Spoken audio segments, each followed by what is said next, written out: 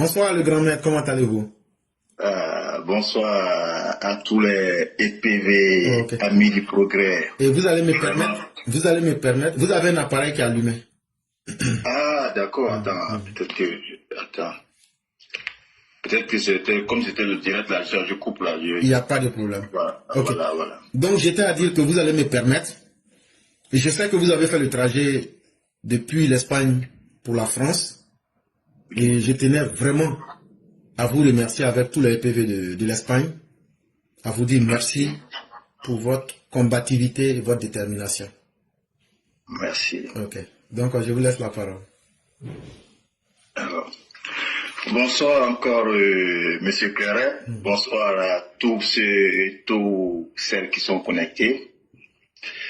Et j'aimerais réitérer encore mes remerciements à tous les EPV et à vous, Monsieur Claret, encore pour vérité.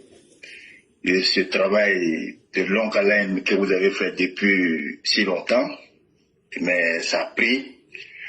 Il faut dire que ce 14-là, la marée orange, acte 2, certains ont dit pourquoi c'était pas une marche, pourquoi. Mais après, on a vu que Dieu sait faire les choses, tout ce que Dieu fait est bon.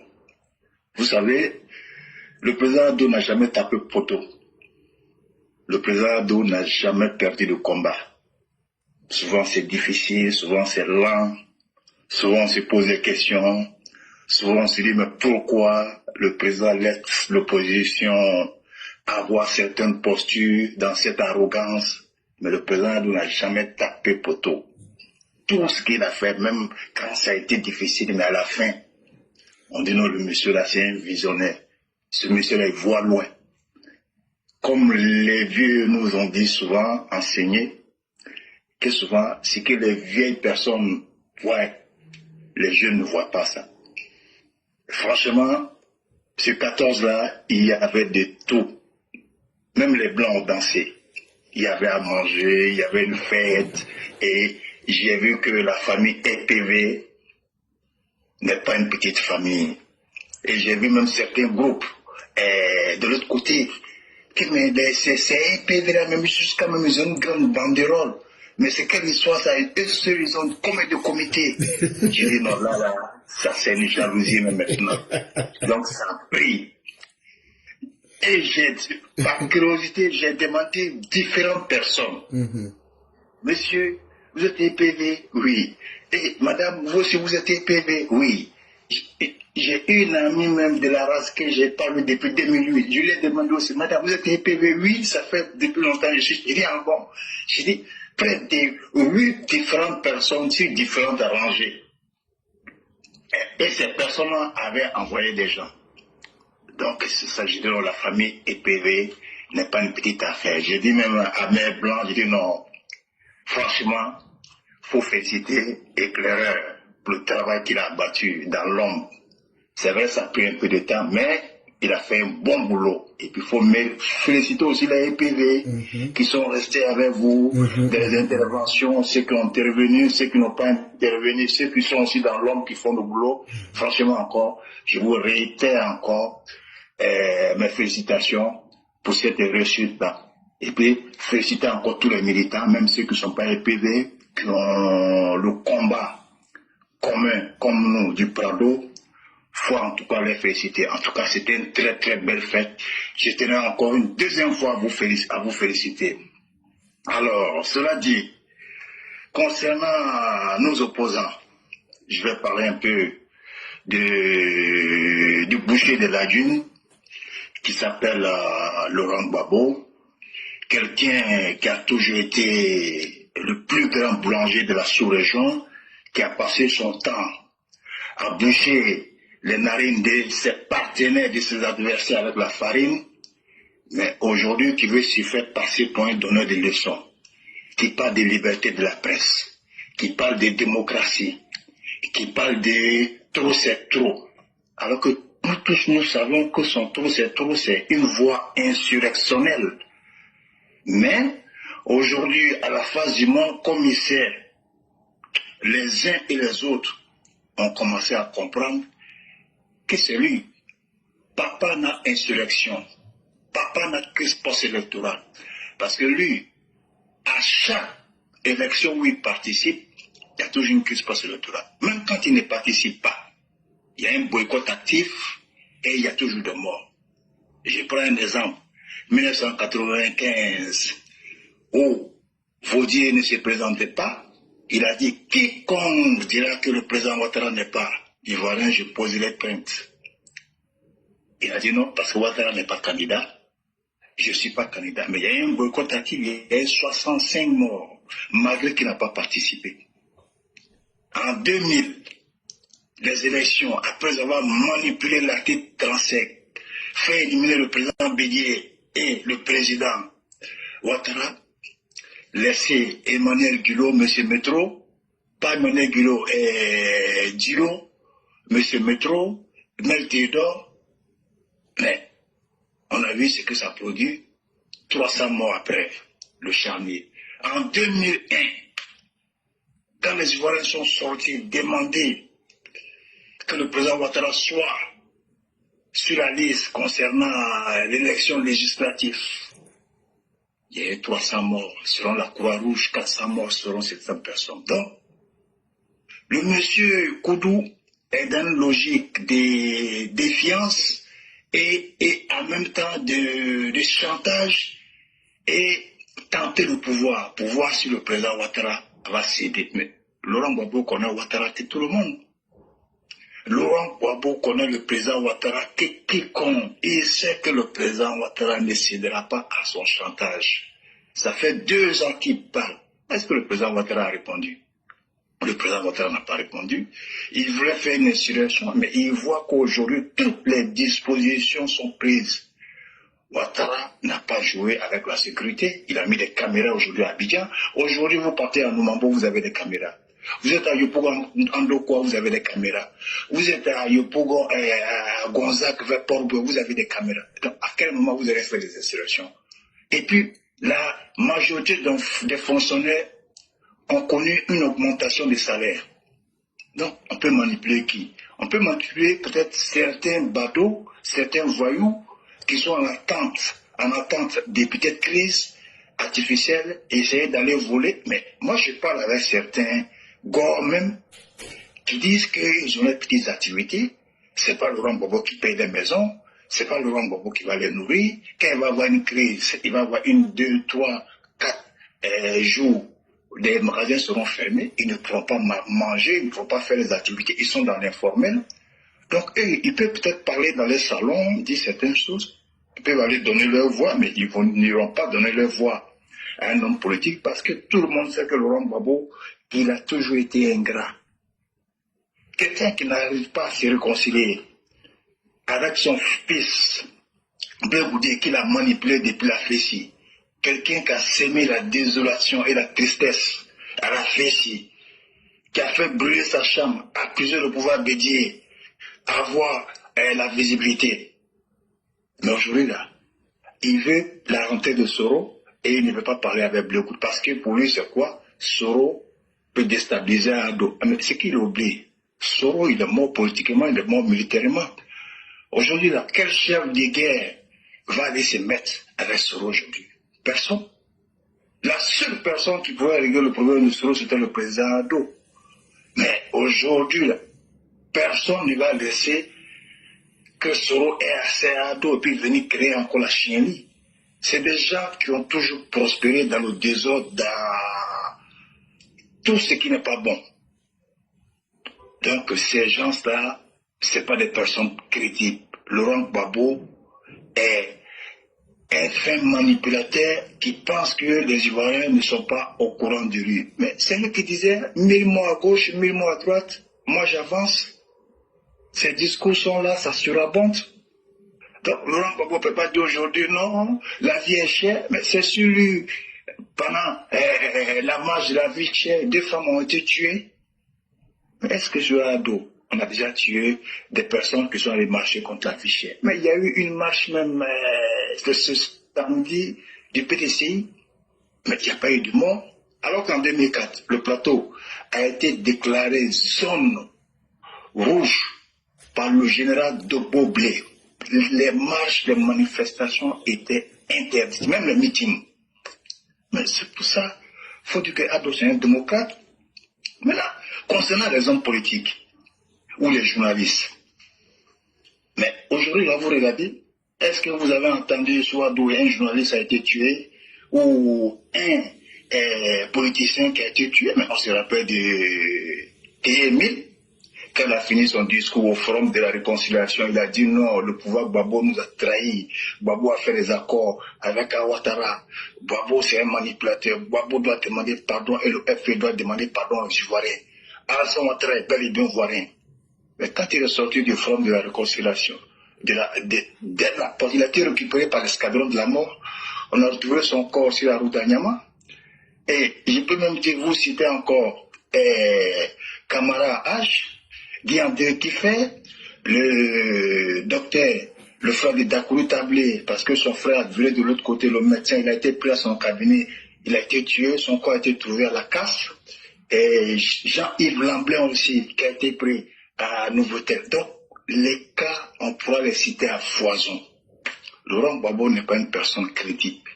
Ses mains sont remplies de sang et il veut juste susciter, faire comme s'il peut manipuler, tester le président. Il est dans un test, sinon il sait qu'il ne sera pas sur la liste aujourd'hui, il ne sera pas sur la liste demain. Alors, concernant le cas Tidjane Thiam, quelqu'un qui s'est dit petit-fils d'Oufo Boigny, alors que comme je vous ai dit, M. Cléreur, ici souvent, le président Oufo Boigny a dit qu'il a fait la politique sur 5 générations. C'est-à-dire, ses enfants, ses petits-enfants, les enfants de ses petits-enfants ne devaient pas faire la politique.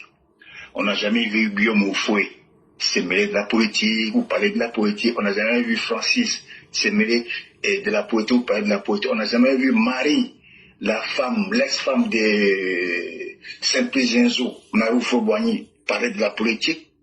Mais c'est lui le petit-neveu, lointain, quelqu'un qui se dit petit-neveu d'Oufo Boigny, qui vient faire la politique et qui ne connaît pas l'article 61.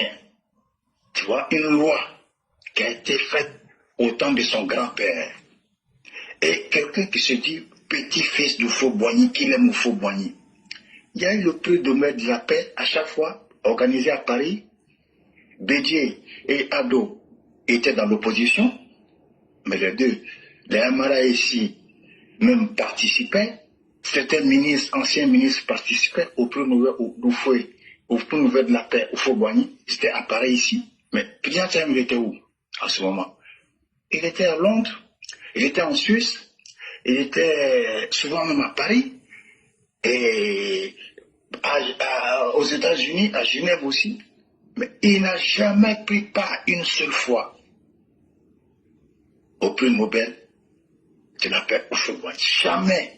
Avec ça, il s'est fait passer pour le petit-fils d'Oufo Boigny. Souvent, je vous ai dit que j'ai doute, même s'il est vraiment le petit-fils légitime, même petit-neveu, même souvent j'ai encore des doutes. S'il n'a pas été adopté ou bien ça, franchement, ça faut bien revoir ça. Donc, Tidjane Thiam, c'est quelqu'un, les gens lui ont obligé même à avoir la nationalité. Lui n'a jamais rien demandé, même la nationalité française, alors que le décret de nationalité est là. Lui n'a pas demandé la nationalité parce qu'il était intelligent. Le gouvernement français a vu, Oufo Boigny appelé Foccart, et Foccart a vu Chirac, Mitterrand, voilà, on l'a donné la nationalité. Lui n'a jamais rien demandé. Mais comment un gars peut être un grand doyman monumental comme ça? C'est-à-dire un doyman monumental. Tu rentres dans une mosquée, par exemple. Peut-être que tu as commencé cette mosquée. Tu n'as même pas construit même la mosquée. Mais quand tu sors de cette mosquée, tu te fais passer pour un bon musulman.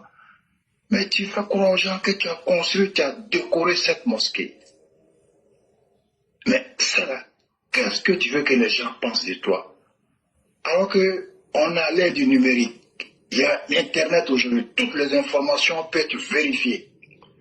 Maintenant, en ce qui concerne certaines décisions, concernant la radiation de Valérie Yapo et de Jean-Louis Pion, j'ai vu M. Tidjane Thiam se dédier. Dieu l'avait dit aux gens de ne pas faire ça parce qu'ils allaient le conduire en justice. Et le conseil de discipline a pris la décision. Mais quand il y a l'article 12 du règlement intérieur du PDCI, on dit que le conseil de discipline prend les sanctions sous l'autorité du président. Vous savez dire que quoi? Tidjane Thiam n'est pas prêt. Il ne maîtrise pas son parti. Il ne maîtrise pas les repéros. C'est les repéros qui le maîtrisent. Ou il vend les repéros. Bredoumi, Maître Blessi, qui est un homme de droit, un avocat, et Dia Oufoué, et le député Do Simon, qui avait même dit au président Bédier de ne pas faire partie du CNT. Mais attends, ce monsieur se fout de nous. Alors qu'on a la parole directe d'Afi N'Guessan en ce moment où il disait nous avons une personnalité qui nous a rejoint pour refuser la politique de M. Ouattara. C'est M. Tidjane Thiam qui nous rejoint. Et son nom a été cité sur la liste avec le ministre, le préfet Simon Vincent, pardon, et Vincent, pardon. Et il n'a pas pris le soin de poser plainte parce que pour une insurrection contre un État, c'est une accusation assez grave de la part d'Afi, mais il n'a jamais posé plainte contre Afi. Voilà, effectivement. Donc c'est pour vous dire, M. Claire, que tous ces gens-là sont dans un schéma insurrectionnel. Mais puisque le président Ouattara est déjà en alerte, et les grandes oreilles sont déjà en alerte, les renseignements généraux sont en alerte, ils savent. Mais vous voyez la vue même de Gbagbo dans l'alerte. Il vient dire que le mouvement trop c'est trop n'est pas un mouvement insurrectionnel.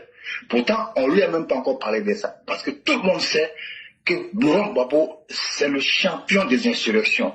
C'est le champion du désordre. C'est la première fois en Côte d'Ivoire, c'est lui qui a fait qu'on a eu l'année blanche. C'est lui qui a manipulé les F6, les événements du 18 février 1992. Il s'est retrouvé à la Maca.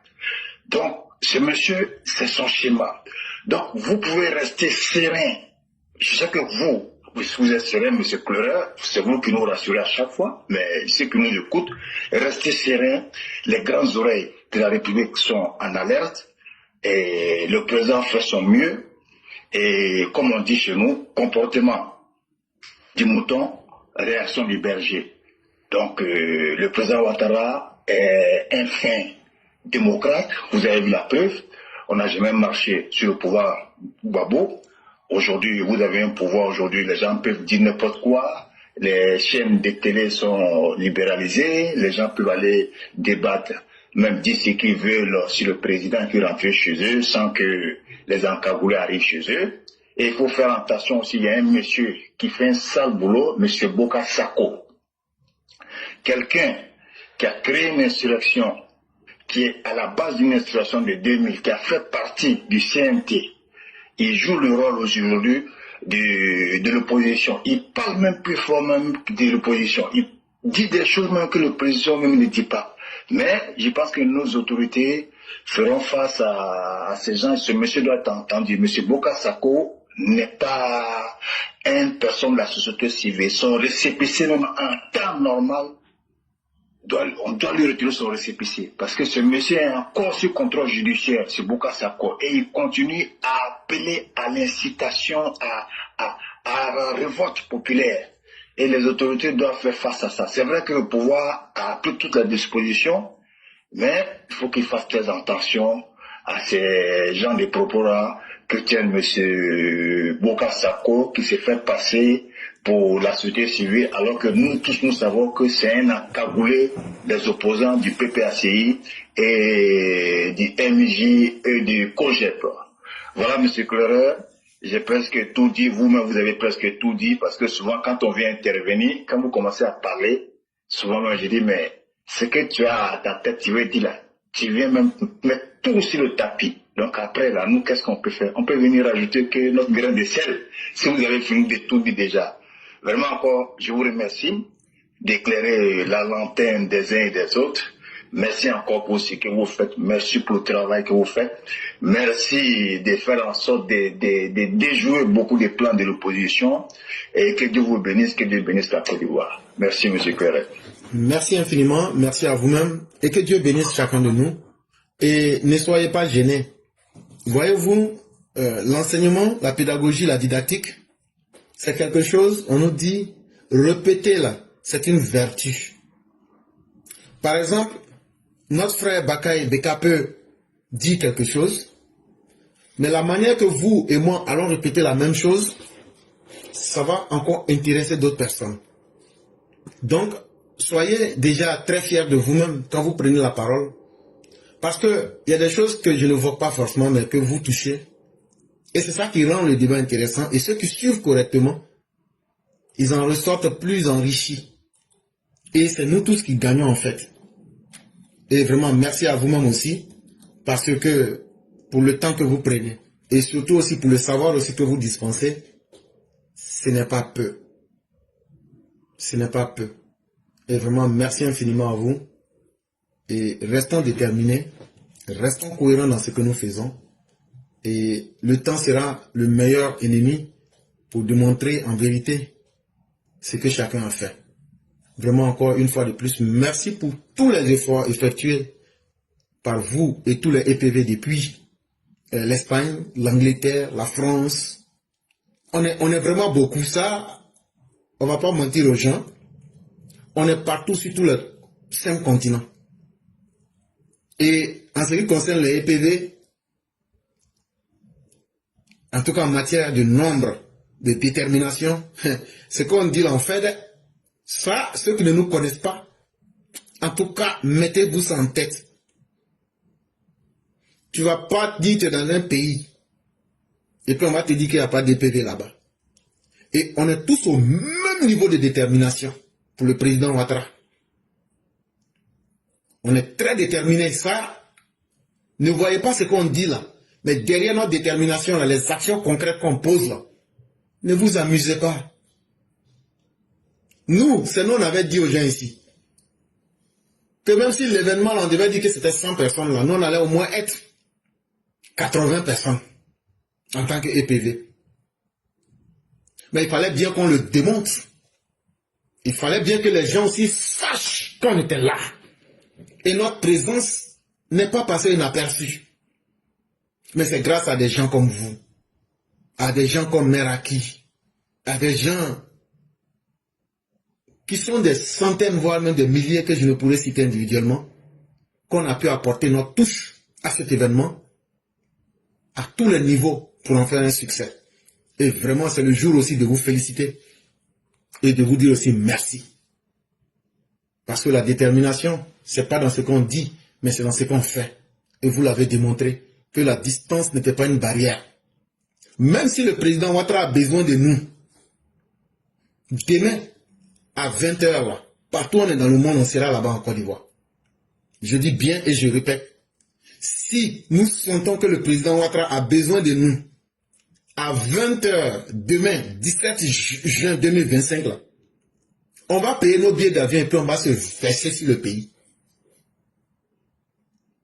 On n'a pas besoin d'argent de quelqu'un. Le jossi qu'on fait ici, là, ça nous suffit.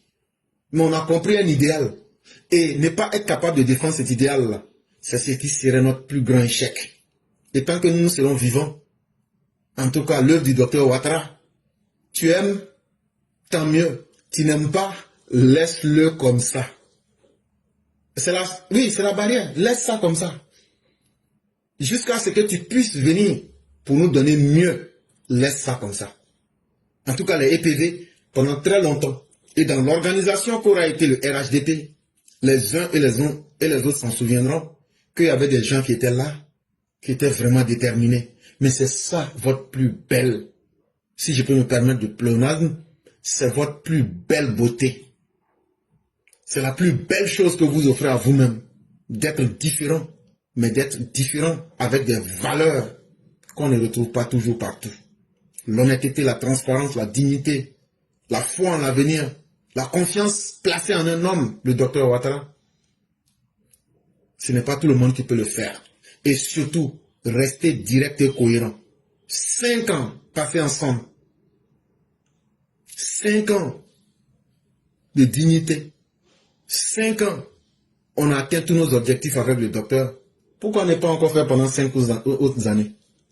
Voilà la question simple que nous posons. Comme le docteur même aime à le dire, on ne change pas une équipe qui gagne déjà.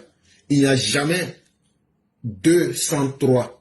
S'il y a eu 3, c'est qu'il y aura 4. S'il y a eu 4, c'est qu'il y aura 5. S'il y a eu 5, c'est qu'il y aura 6. Je sais compter, hein, je peux compter jusqu'à 10. Et donc, vraiment, merci beaucoup, chers frères. Les salutations les meilleures à tous les frères que vous êtes, partout où vous trouvez dans le monde. On va vous souhaiter une excellente soirée et toute la bonté divine.